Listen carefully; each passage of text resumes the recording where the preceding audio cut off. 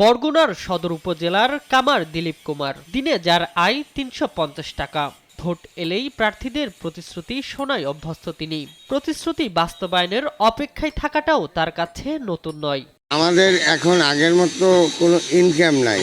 নির্বাচন আইলে যত প্রার্থী দাঁড়ায় তারা প্রতিশ্রুতি দিয়ে যাচ্ছে, নির্বাচনের পর তারা কোটায় থাকে আর খুঁজেও পায় না। এই উপকূলীয় জেলার প্রধান সমস্যা নদী ভাঙন, অনুন্নত যোগাযোগ ব্যবস্থা, পর্যাপ্ত স্বাস্থ্যসেবা না থাকা। তার ওপর রয়েছে বেকারত্বের বাড়তি বোঝা। সমস্যা সমাধানের কাজ করবে এমন প্রার্থীকেই ভোট দিতে চান তারা। আমরা নির্বাচিত প্রতিনিধির কাছে প্রত্যাশা থাকবে যে বরগুনায় কর্মসংস্থান বাড়ানোর জন্য, বেকার সমস্যা সমাধান এবং নদী ভাঙন থেকে আমাদের বরগুনাকে মুক্ত করার জন্য তাদের কাছে আমার প্রত্যাশা থাকবে। এখানে দিন দিন বেকারত্বের সমস্যা বেড়ে চলেছে, কোনো শিল্প কারখানা নেই।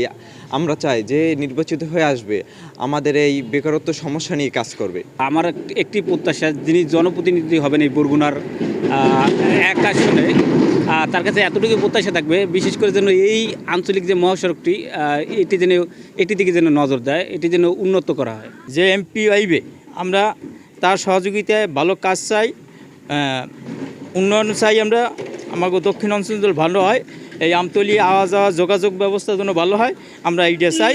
সচেতন নাগরিকদেরও চাওয়া আর আশ্বাস নয়, এবার চাওয়া প্রকৃত উন্নয়ন। নির্বাচনে যে দলগুলো অংশগ্রহণ করছে তাদের দলীয় সমর্থক ছাড়া যারা সাধারণ মানুষ রয়েছে তাদের কিন্তু ভোটের আগ্রহটা অনেকটা কম দেখা যাচ্ছে।